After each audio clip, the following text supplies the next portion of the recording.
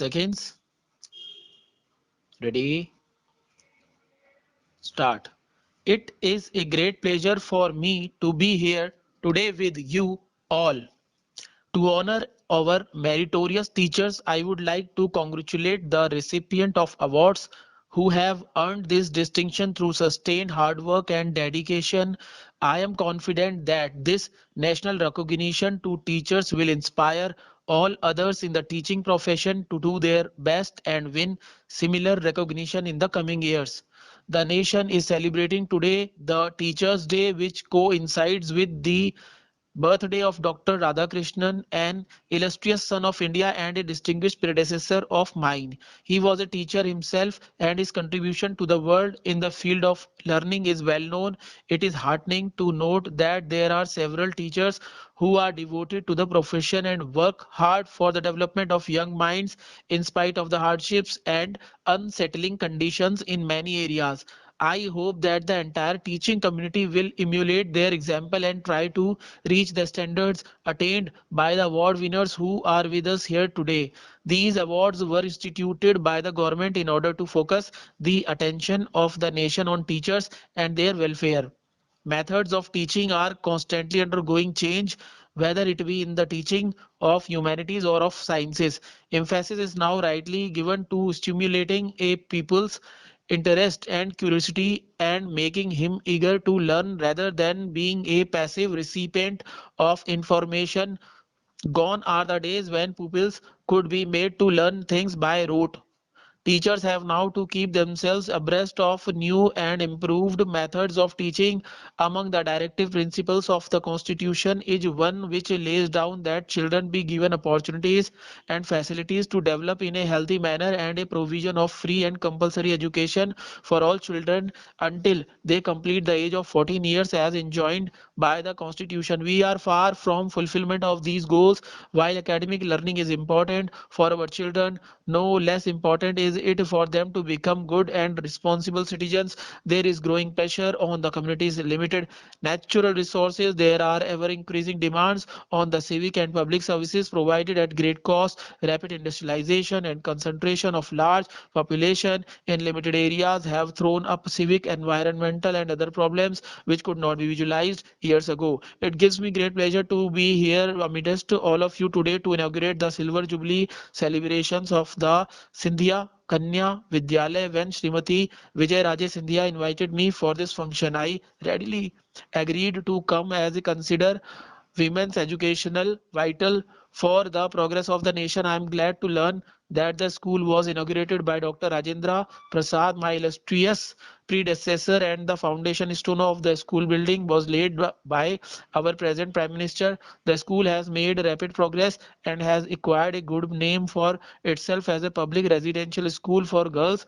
The principal, staff, and the management deserve to be congratulated on this achievement. I am happy to know that the Government of India have enlisted this institution as an approved residential school and some merit scholars are sent here for study. The school, I am informed, has among its students some from Manipur and Assam and also Jammu and Kashmir. Intermingling of peoples from different parts of the country helps to promote harmony and understanding between the various linguistic areas, which is essential for the country's unity. In our freedom struggle under the leadership of Mahatma Gandhi, women played a great role as they did earlier with Rani Jhansi Bai fighting the British. Here I must make a reference not only to this great women like Sarojini Naidu who actively participated in the freedom struggle, but to the large number of women who looked after the families when their men folk courted arrest and went to jails and silently suffered privation in the hope of seeing a free India someday. Here, the memory of Kasturba Gandhi also comes before our minds and inspires us. Our ancient scriptures tell us that the gods are pleased where the women are held in esteem, and gods bless those families where women are happy and well treated. While this was so in the glorious past, these values were forgotten over the centuries because of many historical factors. The condition of women in India engaged the attention of great thinkers like Swami Vivekananda, who traced the downfall of India to the neglect of women and the masses. He said, in India there are two great evils forced on the women and grinding the poor, for which the Swamiji program was emancipation of women and uplift of the masses, pleading passionately for the education of women. Swamiji said it is only in the houses of educated and pious mothers that great men are born. In India, a social revolution has been brought in recent times with men and women enjoying equal rights here. I am happy to be here with all of you on this occasion, which marks the completion of 125 years of the extension of this institution. Being one of the oldest engineering college of the country, must have contributed in a large measure to the country's progress in diverse fields, both before and after independence.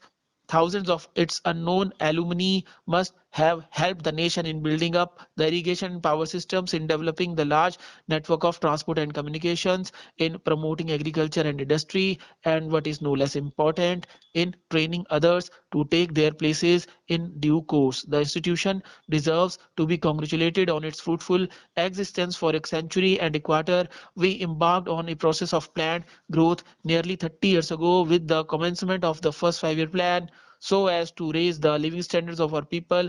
Growth, modernization, self-reliance, and social justice have been described as the basic objective of our planning in the sixth plan document. Over the past 30 years, notable progress has been made, but we have yet a long way to go, considering the large percentage of the population below the poverty line, the massive unemployment among our people, and the problem of malnutrition.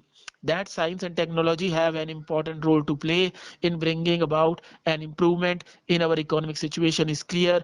Development of science and technology in the country has therefore been receiving a great deal of attention ever since the country became independent.